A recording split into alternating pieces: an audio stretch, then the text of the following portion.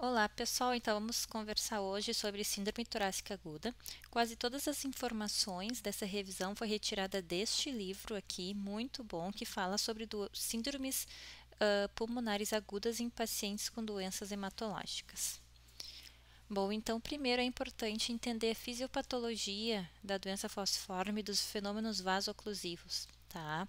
Então, dentro da hemácia tem hemoglobina e quando ocorre alguma redução de temperatura, queda de saturação, diminuição da temperatura, alteração do pH sanguíneo, infecções, essa hemoglobina ela se polimeriza, como vocês podem ver aqui nessa imagem, e essa polimerização vai fazer com que a hemácia assuma um formato de foice. Tá? Essa hemácia então vai ter uma estrutura mais frágil e quando passar pelos vasos sanguíneos mais estreitos, ela vai hemolizar e vai liberar dentro da corrente sanguínea M e também uma enzima que vai consumir o óxido nítrico. Esse M ele causa várias repercussões. Ele faz com que o endotélio expresse proteínas, expresse alguns receptores, que faz com que as hemácias, leucócitos e plaquetas fiquem aderidas ao endotélio, como dá para ver nessa imagem aqui, formando uma oclusão. Junto a isso, o óxido nítrico vai estar reduzido, por causa que ele vai estar sendo consumido, e isso vai causar uma vasoconstrição. Então, como dá para ver aqui nessa imagem, tem um fenômeno vaso-oclusivo. Isso não vai deixar com que o sangue flua, e isso é a base de todas as doenças do paciente com anemia falciforme, como o AVC, como síndrome torácica aguda, né? Como infarto ósseo. Então, por isso é muito importante entender essa fase. Dentro das proteínas que são expressas pelo endotélio, para que essas células se grudem ao endotélio, está a P-selectina. Por que tem que saber sobre a P-selectina? Porque o crizanlizumab, que é um anticorpo monoclonal usado para pacientes com anemia falciforme, se liga na P-selectina, fazendo com que as células não fiquem ligadas a ela, prevenindo então essa adesão das células ao endotélio, prevenindo fenômenos vaso-oclusivos.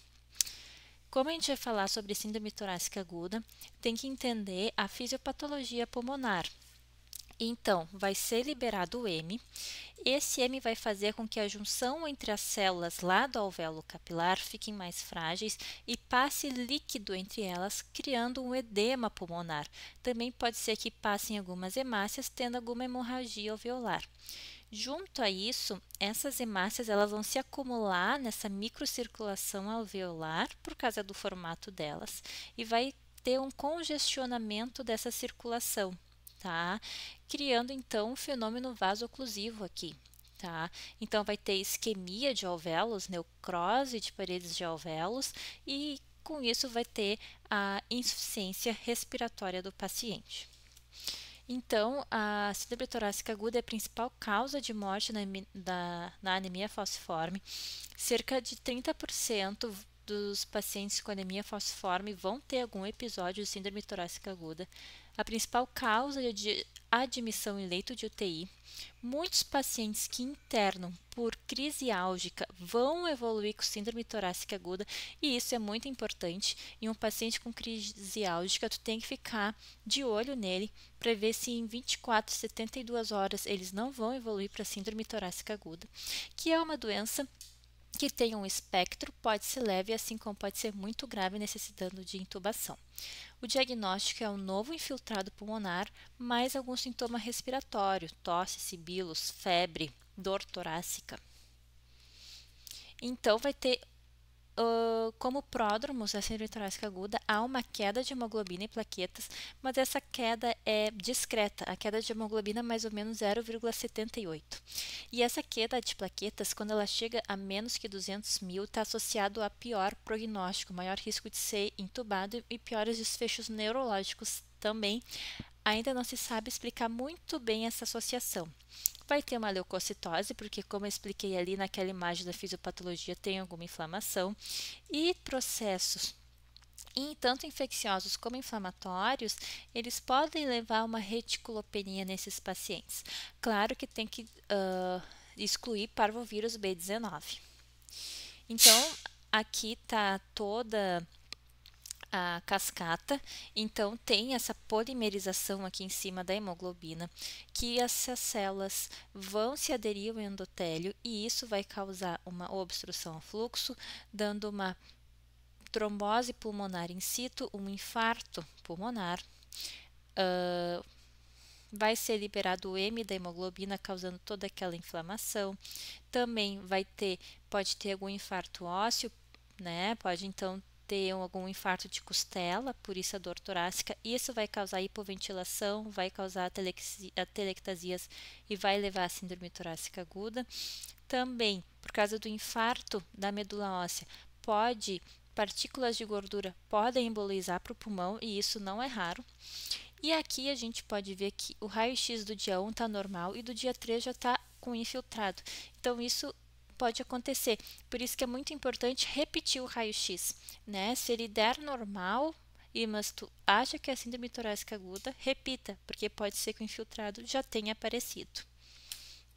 Aqui são umas fotos de uma biópsia pulmonar de um paciente que morreu por síndrome torácica aguda. A gente pode ver aqui nessas imagens do lado esquerdo, isso aqui, as as plaquetas foram marcadas, então tudo isso aqui preto são plaquetas, então é um trombo plaquetário, tá? E aqui é tudo hemácia falciforme congesta na microcirculação, formando um trombo de hemácias falciformes, tá? Então, essas imagens são para mostrar que pode ter tanto trombo plaquetário, tanto trombo promovido pelas hemácias agregadas. Aqui também há algo semelhante, aqui a gente pode ver a congestão de hemácias falciformes que ocorre na microcirculação. Isso vai atrapalhar o fluxo sanguíneo, vai causar uma necrose da parede do alvéolo e a gente pode ver aqui dentro dos alvéolos que tem um edema alveolar. Aqui, então, uma tomografia de uma paciente com a doença, com consolidação nas bases. E aqui também é uma trombose, mas a gente pode ver gotículas de gordura. Então, uma embolia pulmonar, né? Então, teve um infarto da medula óssea e levou essas gotículas de gordura ricas em fosfolipídio para a circulação pulmonar, causando essa embolia, que se manifesta como síndrome torácica aguda e é bem frequente nesses pacientes com a síndrome torácica aguda. E uma das formas de diagnóstico é tu fazer o lavado bronquialveolar e marcar os macrófagos do lavado com uma coloração que se chama Oil Red ou Stain, que vai mostrar as partículas de gordura que nem a gente pode ver aqui. Foi feito vários estudos com isso, foi visto que é muito prevalente em pacientes com síndrome torácica aguda algum nível de embolia gordurosa, mas eles não orientam fazer uma fibrobroncoscopia nesses pacientes devido ao alto risco de intubação. Aqui também a gente pode ver os macrófagos e ocorrem aproximadamente em 50% dos pacientes com síndrome torácica aguda. A evolução, ela é autolimitada, alguns evoluem para síndrome respiratória aguda. Ela pode complicar com uma hipertensão pulmonar aguda, levando ao cor pulmonar, pode ter trombose na artéria pulmonar e pode levar então à insuficiência respiratória.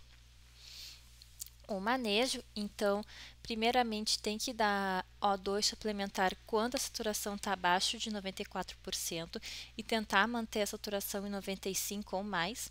Sempre que a saturação está abaixo de 94% ou caiu 3% do basal, tem que coletar uma gasometria, até para a gente ver o nível de PaO2, que se tiver menor que 60 milímetros de mercúrio indica uma hipoxemia grave.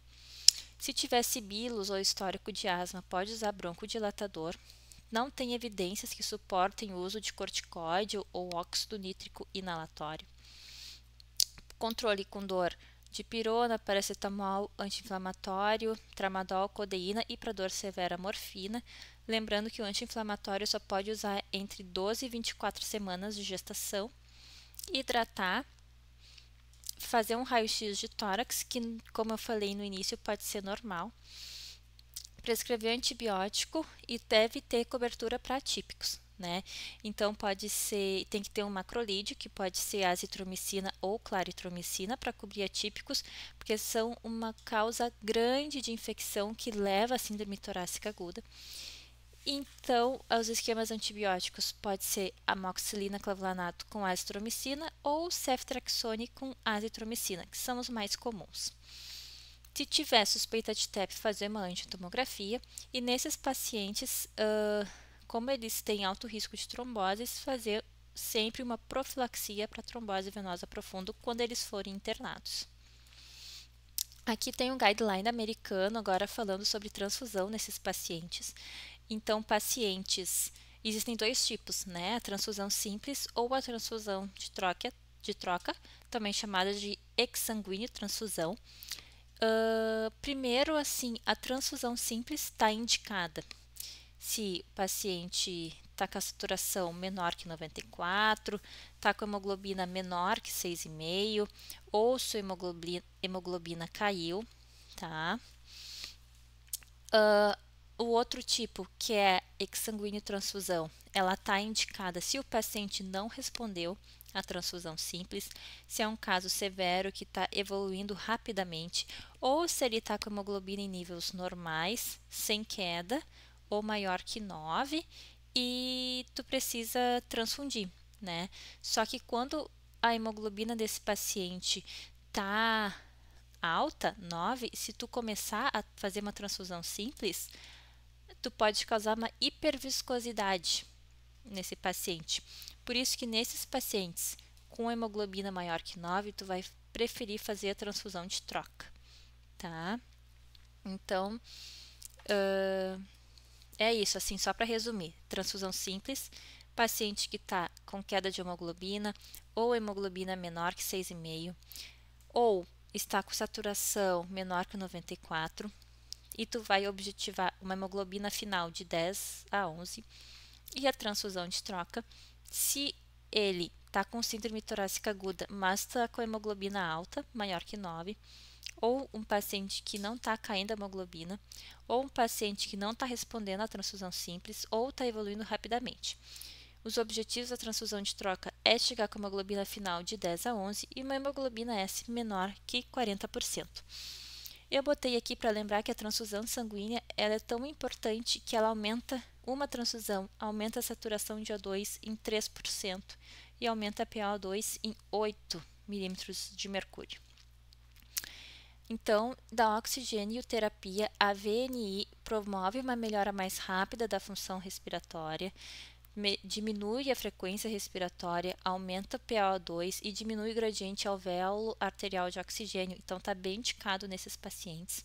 O KNAF está tendo várias evidências do seu benefício. E a ventilação, então, pode ser necessária em 22% dos pacientes, sendo que a grande maioria se recupera bem, tá? E os riscos de evoluir para a necessidade de ventilação mecânica têm a ver com o número de lobos envolvidos pelo infiltrado, se tem alguma cardiopatia e se as plaquetas estão menores que 200 mil.